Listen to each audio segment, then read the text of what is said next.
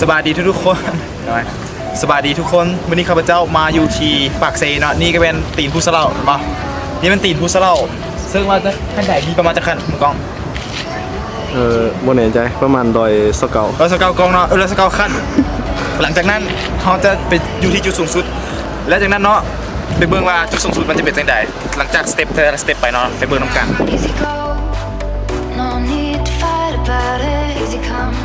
โอ้โห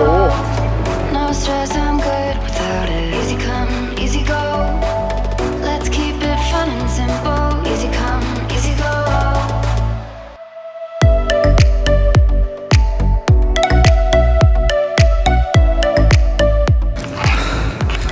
ปาน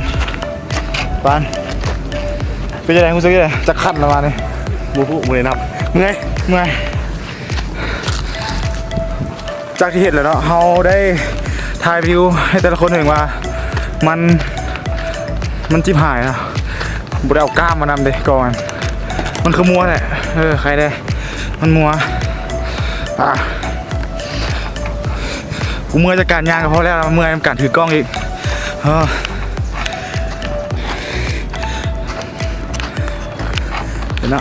เดี๋ยวไปถ่ายให้เบิ่ง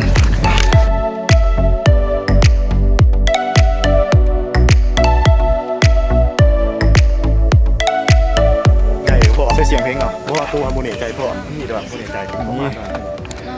ตัวผมหัน It's long way It's long way ลงไว้